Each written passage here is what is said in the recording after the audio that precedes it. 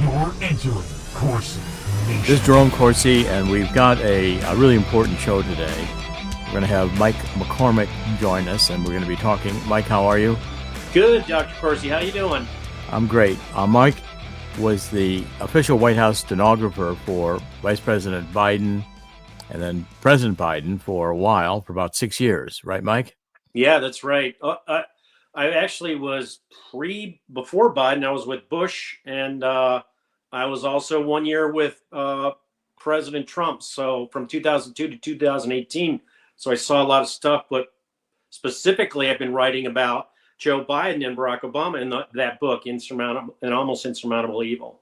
Right, and we're going to talk about that book and your earlier book. But the point today is we're going to tie what you know about what Obama and Biden did in Honduras to the criminal scheme that is ActBlue. Yeah, that's a really important thing to talk about. I read your article. It's in American Thinker, and I'm going to be putting that on my Substack too because it's so significant. Yeah, there's actually 2 articles that I've done. I'm going to reference the first one here for you. You can pick it up out of the chat. But the first one was all about the mortgage fraud. And I'm going to pull that article up actually right now and just show you what it's the evil that we're going to be dealing with today is almost, as you say, insurmountably evil. Right. Almost. We voted Trump in. We're heaving a sigh of relief over that, but yeah. Well, we voted twice for Obama and put him in office twice. Of course, I didn't vote for him. I wrote the Abomination and tried to warn everybody. But we're going to look at the evil that they've actually become and were. Right. And now that's going to become apparent, I think, to the American people. So here's the first article, and I'm going to put it here in the chat so Chris can pick it up. And I want to start by reviewing this article with you, Mike. And this is another one that you might want to pick up on your Substack. Mm-hmm. So I think that you're going to want to, cover these because they both relate to your books, and they give your books new significance. Yeah. So there's the article. You can pick up the article right out of the chat. Mm-hmm. And what the article says is that the Arizona State Senator Mark Fincham, who's the executive director of the Election Fairness Institute, he released a press release which disclosed the results of a 15-year investigation conducted by Sean Taylor, former police chief in Millersville, Tennessee. And we're calling this a magic mortgage money laundering scheme that appears to be directly tied to ActBlue and its donor channel. Now, according to Fincham, we have witnessed a level of public corruption never before seen in this nation that has been financed by everything from black market child trafficking, distribution of fentanyl from China, and cocaine from the Mexican cartels. Right. He told me a complicated money laundering network has fueled the lies and deceits at the heart of the Democratic Party's ActBlue political fundraising machine. The evidence amassed by whistleblower Sean Taylor will fully expose the ongoing criminal enterprise known today as the Democratic Party. That's what Sean Taylor said. Now, what the reach of this investigation that Sean Taylor did is pretty amazing. He contends that the results ultimately stretch to the opening of our southern border under the Obama and Biden regimes, which trace back to an agreement Archbishop Theodore McCarrick brokered with Honduras starting in 2011. And Taylor said, when we started investigating the drug trafficking in Tennessee and identified a specific mortgage, we thought this could be an error. But once we dug in and pulled the property deeds, the mortgage insurance documents, and the tax documents, we realized all these records provided a pattern of different amounts of money consistent with mortgage money laundering. That's what Sean Taylor told me. He said, we continue to investigate and trace the trail of money laundering into the numerous mortgages connected to the individuals, nonprofit organizations, all had relationships with ActBlue. We were able to determine through previous drug trafficking investigations that this was a transnational criminal organization that depended upon the complicity of international banks to succeed as well as possibly our government and foreign governments. Okay, so we looked at this. Regina Wallace Jones, who was a head of ActBlue starting in 2023, and she had been previously associated in a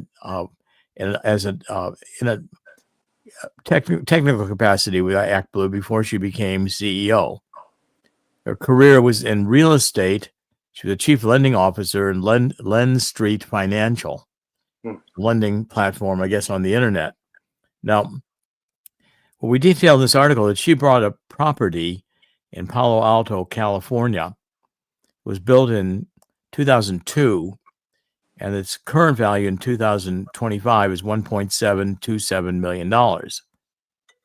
When we did a LexisNexis search, what we found out was that that the property had undergone multiple loans.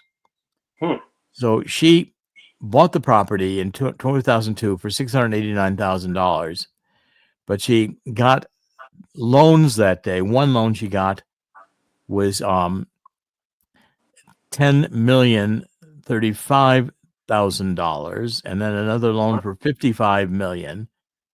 She ultimately got $450 million of loans on this property. Wow. Which were picked up on LexisNexis. Okay, which does all of the deed transfer recording. And it was then, but it was not shown in the deeds. So it didn't get reflected officially, but yet the loans were made, obviously. And so this is obvious kinds of loan fraud. Right. That's the problem. Now, can you imagine getting $450 million on this? $450 million in loans on a house that was worth $1.7 million today, $685,000 when she bought it. I can't imagine that. That's the banks are in on it, and so is the loans and the mortgage people. And what does she do with the money? Who does she pass it off to? Well, then, see, that's the point, is that this is the money that gets ultimately put into the Democratic Party campaigns. Right. And it also ultimately funnels the money into paying for Antifa and Black Lives Matter. Right. Okay, so this whole network of NGOs that are ActBlue, which the Democrats said is their, juggernaut for raising money, this great scheme, is a money laundering scheme that involves the banks, international banks. TD Bank is one, Toronto Dominion Bank. When you look at the detail of how many loans were gotten here, there are many banks involved in this scheme. Wow. Okay, so what we point out is, okay, where did all this money come from? Right. Where did all this money come from? But the point is, it came from somewhere. And I think you've got the answers to where it came from.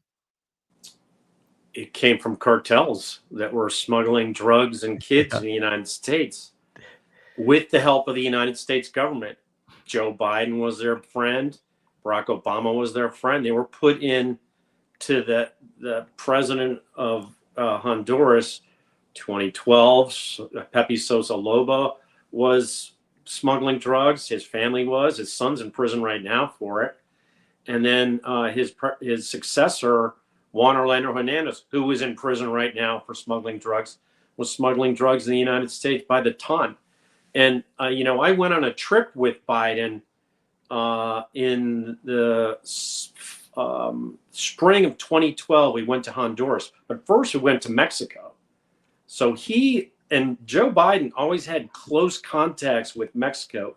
He put together something called the High Level Economic Development Program, HLED. And he and his senior staffers would go down to Mexico with White House economic minds of Obama Biden at White House. And they would meet with the high level Mexican government counterparts. And they would talk about how we're going to help with transportation across the border, with railroads, with opening the border for cross trucking, for shipping. They were just opening up the transit lines so they could smuggle kids and smuggle drugs into this process. And this is all that I heard as a stenographer listening to Joe Biden brag about what he was doing with the high-level economic development program in Mexico. And then they went to Honduras, and that's where it was a transit point for the cartels flying cocaine up from South America into Central America, and that was their transit point. And so that's what they did. And when they started to have this in 2014, in the summer of 2014, they've installed Pope Francis into the Vatican as their puppet Vatican vassal. He is the Pope that they can direct, tell him what to do. They did that through the CIA and through this guy McCarrick. In fact, we've got, and Archbishop Vigano's talked about this. We have emails that Assange released in the Podesta emails where they're talking about a Catholic Spring. Right. Podesta and Obama and the operatives in the Democratic Party wanted to put a socialist communist pope who would turn the Catholic Church LGBT and open the border. They didn't want a traditional Pope Benedict. And so a coup d'etat was launched on the Catholic Church. Right. And that's what I talk about in that book. But in this book, so this is the first book I wrote. Yeah, let's show people. I'm going to show them clearly here. And Chris will also. But your first book was The Case to Impeach and Imprison Joe Biden. And that's where I detailed the trip we took to Honduras, who was involved, the fact that the Second book was An Almost Insurmountable Evil, and this is the affiliation of the Vatican into this process. So as I started to say, in 2014, the summer 2014, all these unaccompanied minor kids start showing up at the southern border. Right. And the solution becomes what they call the Alliance for Prosperity. And that's well detailed in your article, in the American Thinker article. Right. And that solution gave millions to the Honduran government that was smuggling cocaine into the United States by the ton. And it gave millions to El Salvador and Guatemala. And all that created this massive network of smugglers, child traffickers, that were unleashed when Joe Biden became president in 2021. Yeah, and this was all a calculated plan. I mean, this is all, the 2014 alliance. In 2014 was one of the first years. I'll read a couple parts of what you said, but first of all, out of your book. But the meetings that occurred with Vice President Biden and the Honduran president, who at that time was Porfirio Lobo Sosa, so President Lobo in Honduras. And they met with Biden met with him in March 2012, 4 months after Hunter Biden met with a Mexican businessman affiliated with the Juarez cartel. He was the father-in-law of a senior member of the Juarez cartel. Not officially affiliated, but there's a lot of suspicion. And then in 2013, the presidential election, Juan Orlando Hernandez beat Lobo Sosa. Okay, but again, I point out that the Sosa family, Lobo Sosa's family, was deeply involved with the Sinaloa drug cartel. Right. You mentioned that. And so just to fast forward, on September 5th, 2017, Fabio Porfirio Lobo, the son of the president, Lobo Sosa, was sentenced to 388 months in a federal prison for conspiring to import cocaine into the United States. Right. Then on July 20th, 2021, U.S. Secretary Anthony Blinken designated this Porfirio Lobo Sosa and his wife as unfit for entry into the United States due to their involvement in significant corruption. Right. Because they were taking all kinds of money from the drug cartel for their campaigns and the like. Right. And one of his sons was murdered in the Honduras capital by death squads. So, it was probably a warning. Don't talk to anybody. He hasn't. But there's a lot of behind the scenes stuff that's starting to come out. We'll get to it. Well, and as you point out, that Obama and Biden had to know that they were dealing with the presidents of Honduras that were deeply embedded into the cocaine cartel system in Honduras and Mexico. And they had to know that. They did know that. And the other person who was in on it was who eventually became White House Chief of Staff for President Trump was General John F. Kelly, who, when he was the head of Southern Command, was very close with the Honduran president, Juan Orlando Hernandez. And he visited him down in Honduras a lot, and Hernandez visited him. And so when Kelly came into the President Trump's White House as the Department of Homeland Security, he was in charge of the border.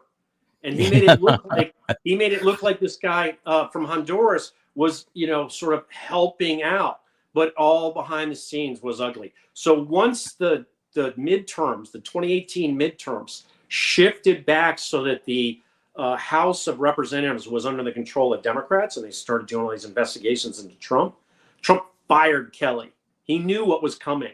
He fired Kelly, and he arrested Hernandez's brother in Miami. They arrest the brother, and the brother goes to trial. And the brother gets to trial in 2019, in the fall of 2019, as Trump is being impeached for the beautiful phone call to Zelensky in Ukraine. And all this is connected. And they're trying to get Trump out of there. He's trying to show everybody, look, these Honduran guys are dirty. Kelly is dirty. And Kelly's the guy who keeps coming back at Trump and saying, he said terrible things about U.S. troops being suckers. That's all been a lie. And it's all part of this deep state and effort to get rid of Trump from the beginning. And because Trump put up a wall. He's the guy who came in with our election in 2017 and said, no more smuggling drugs. We're putting up a wall. And they had to get rid of him. And they put this fake pandemic together to get rid of him. And he got back in. And now what's happened? No more drugs are coming in. And the truth is coming out. Yeah, but through the Biden administration, after Trump was, the election was stolen in 2020 and Biden now is president, this all resumed. Right. So therefore, the heyday of ActBlue. Right. And the Catholic Church. ActBlue and the Catholic Church got billions, millions. And I'm wondering if some of the money that went to these Catholic NGOs didn't wind up in ActBlue and these mortgage loan fraud deals. I mean, wouldn't be surprised the Catholic Church did a little bit of their own deals to get some of that money into the Catholic Church. I wouldn't be surprised. Right. I mean, the Catholic Church has gone bankrupt because of the pedophile priest scandal and the lawsuits, which were costing, the Catholic Church of the United States millions and millions of dollars. And suddenly, as Archbishop Vigano points out, they get $2.4 billion by working with the immigrants. Catholic Charities do. Right. And so therefore, Catholic Charities are in this, and the Archbishop McCarrick, who wanted the border opened, Cardinal McCarrick then, wanting the border open and going in with McDonough and proposing the scheme to Obama and to Biden, found a very willing audience. Right. All they had to do is go down to Honduras and make a deal with the guy who was running, tied in with the Sinaloa drug cartel. That's right. So, I mean, I want to quote a couple of things out of your book. You say that when Hernandez beat Lobo Sosa in 2013? Right. Okay, he said that the Sosa loss to Hernandez may have been by design, because almost immediately Orlando Hernandez struck up quite a business relationship with Joe Biden.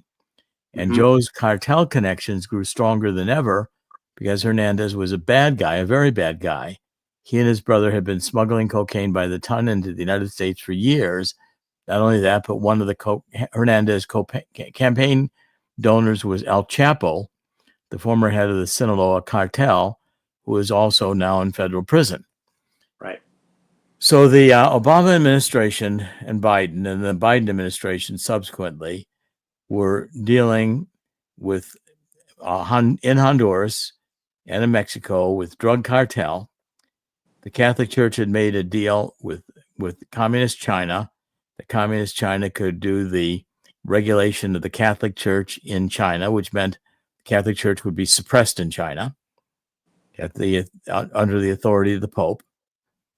And now the Catholic Church is encouraging and going LGBT, and is encouraging through Archbishop McCarrick and McDonough, Chief of Staff, both Catholics, to get the first the Obama administration, then the Biden administration, to make this crooked deal with Honduras. And so the Democratic Party has been funded by child sex trade and child organ harvesting. And since it's a money laundering scheme, the money going into the banks like TD Bank are as guilty as they can get. Right. And then the money gets out of the bank through these mortgage frauds. And so Antifa and Black Lives Matter, they're all funded this way.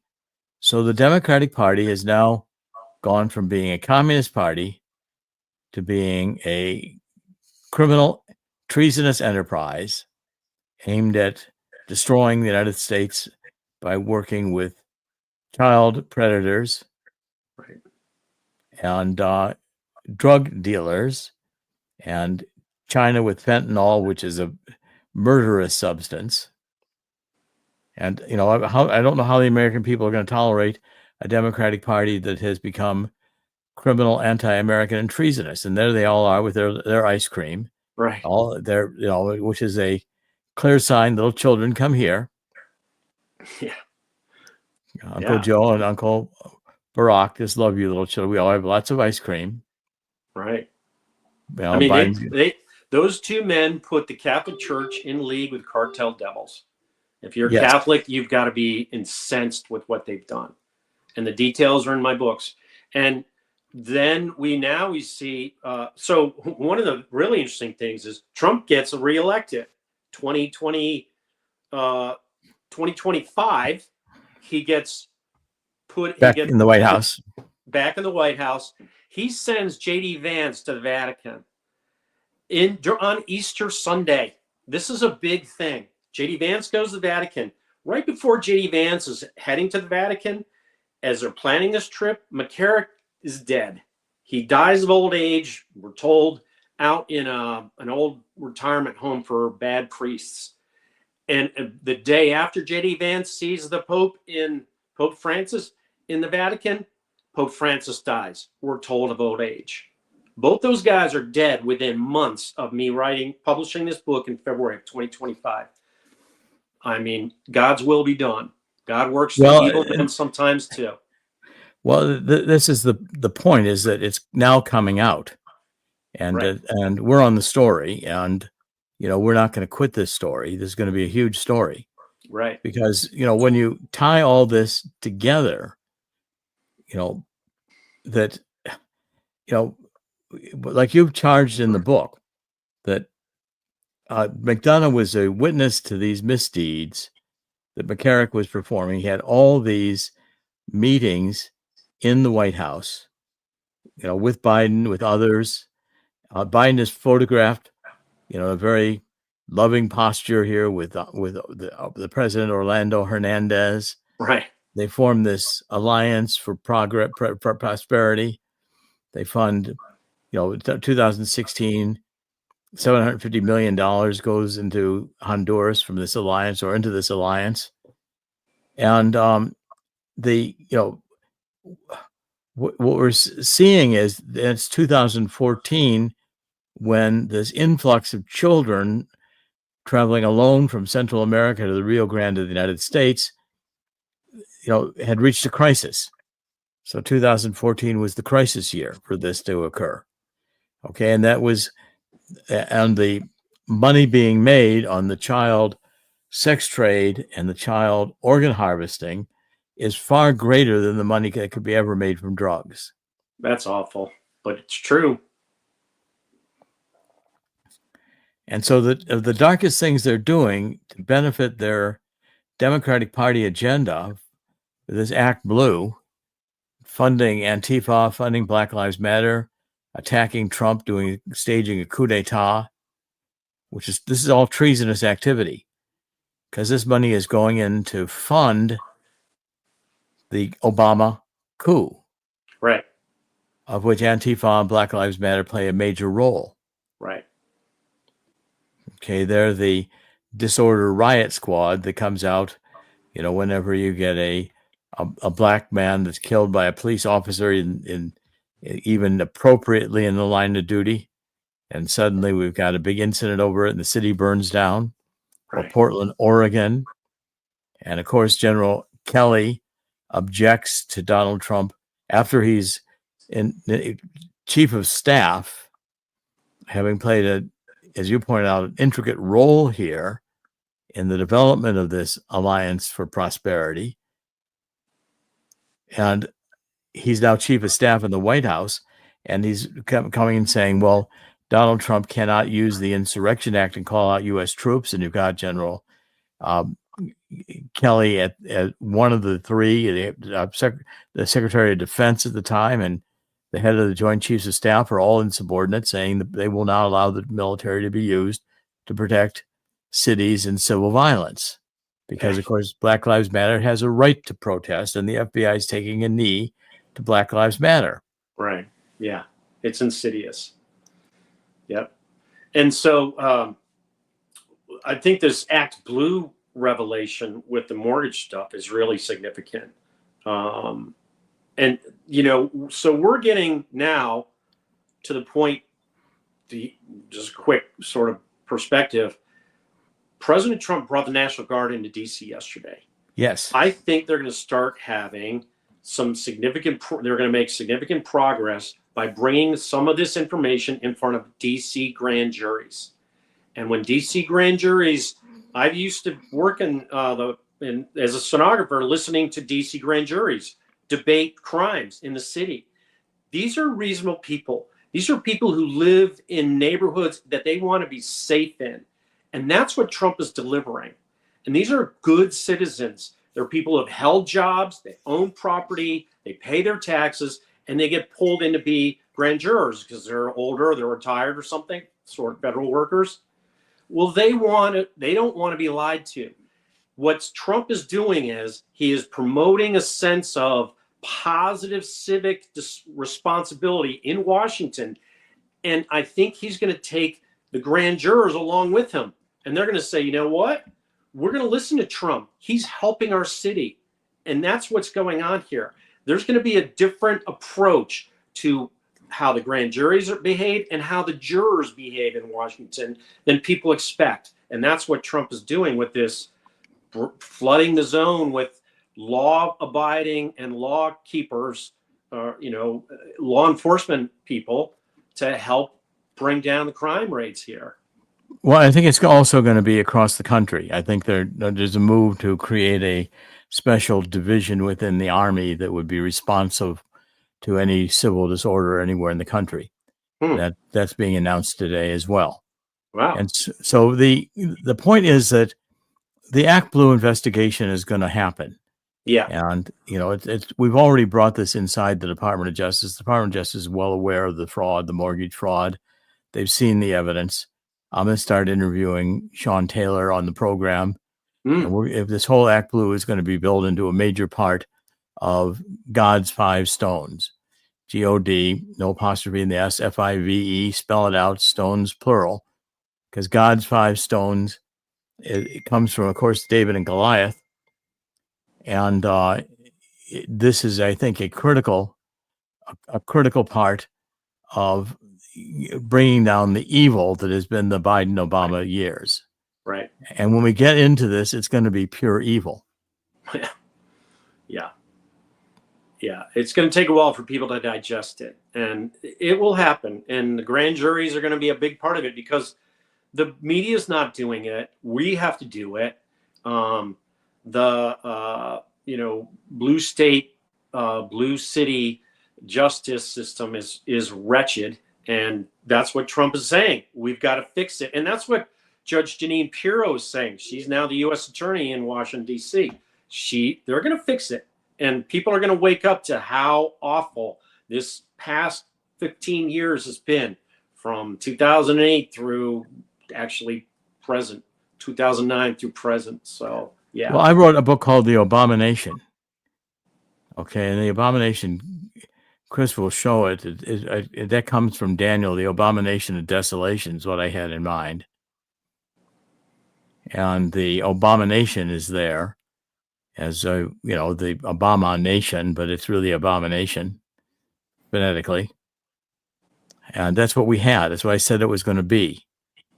I was trying to telegraph to people this was going to be where races was going to be more divided. We'd be more weaker as a nation. There it is. Was the #1 New York Times bestseller. Leftist politics and the cult of personality, which is what it was. And Obama set out to destroy the nation, and he did a damn good job of it. And he had no problem associating with criminal types of the worst. I mean, I don't think there's anything worse than someone who would sell children into sex slavery or kill them to harvest their organs, or scare them to death to get their blood in this adrenochrome that they use as in satanic ceremonies as a psychedelic high. Yeah. And so it was pure evil.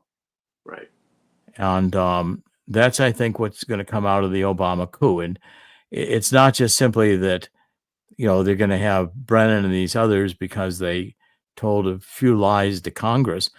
The next thing I'm going to set out to prove is that Obama was an agent of Putin, as was Brennan and Clapper.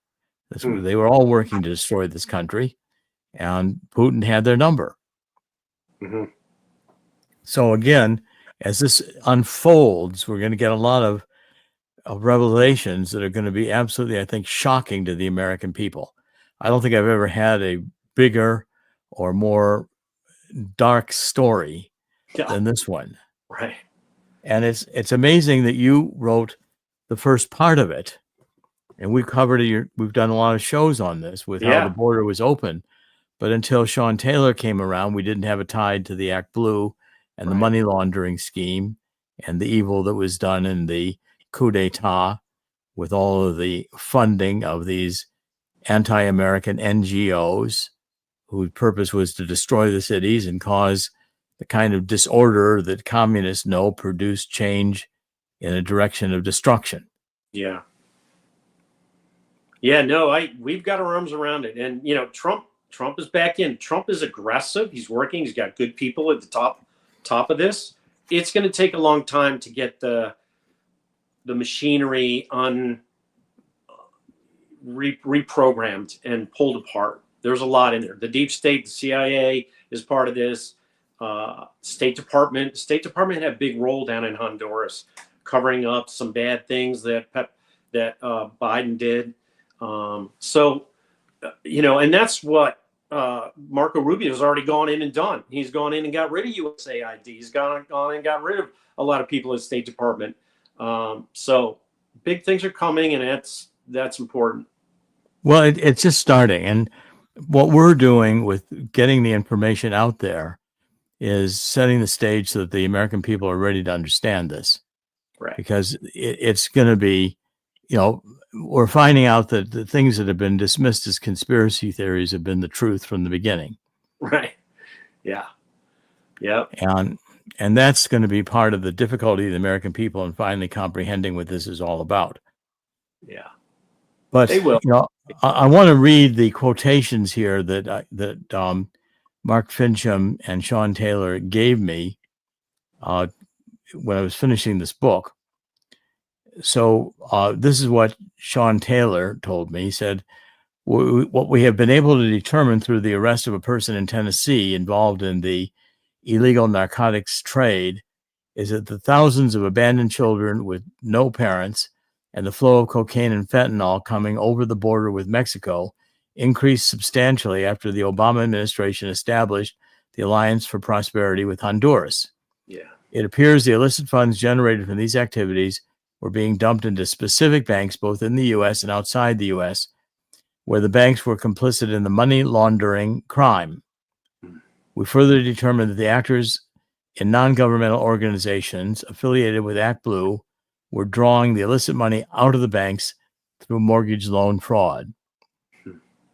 Okay, and what Mark Fincham said Remember, he's the executive director of the Election Fairness Institute in Arizona and Phoenix. He said, under the Obama-Biden administrations and at the direction of then Department of Homeland Security Director Alejandro Mayorkas, the United States became a white glove delivery service for children to be transferred in the hands of child sex traffickers. Cartels came to realize that far more money could be made with children than with drugs. The cartels had to have a means to launder the money, and banks in and outside the United States were happy to participate. The money flowing out of the banks through the ActBlue, quote, magic mortgages, funded Democratic Party campaign contributions, and provided revenue for anti-American NGOs like Antifa and Black Lives Matter, while buying political, legal, and judicial protection, all in the process of disrupting the moral fiber of the nation.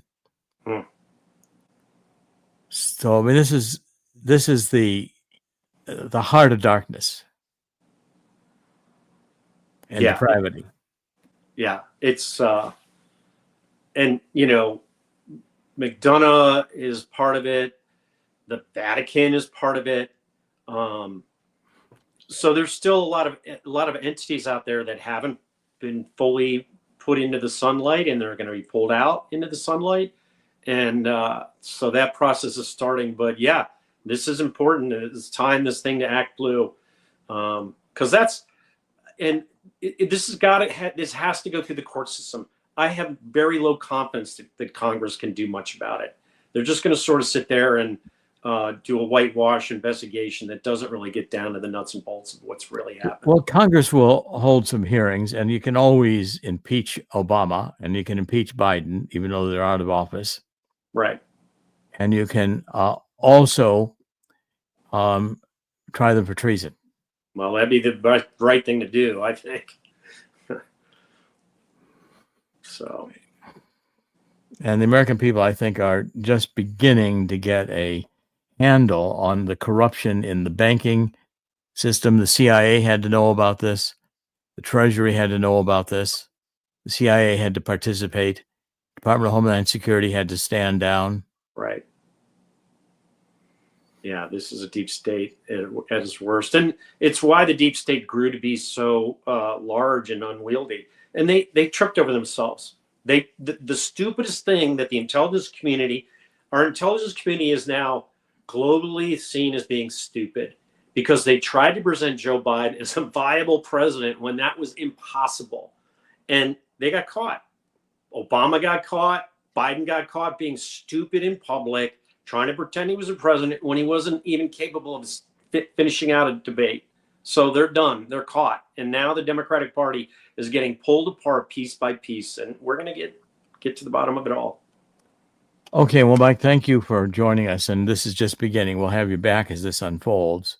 And I solidly recommend to everybody your two books. Your first book, The Case to Impeach and Imprison Joe Biden by Mike McCormick. And second book, An Almost Insurmountable Evil by Mike McCormick. And the subtitle, How Obama's Deep State Defiled the Catholic Church and Executed the Wuhan Pandemic.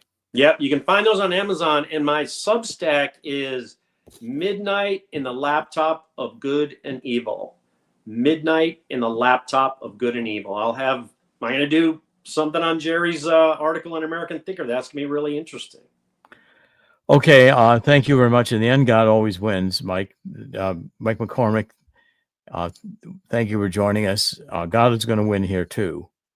But I think we do need to invoke 2 Chronicles 7:14 and get on our knees and repent that we let the country get to this point. It is an almost insurmountable evil, but we will overcome this, and the traitors and criminals will be brought to justice. I don't think the American people are going to be satisfied with some slaps on the wrist. Okay, thank you for joining us. Check us out at God's Five Stones. We'll be posting all of this on the ActBlue, GODS, no apostrophe, FIVE spelled out 5, and Stones is plural, gods5stones.com. The David and Goliath story. And this is CorsiNation.com. We're doing podcasts every day. Thank you for joining us. God bless.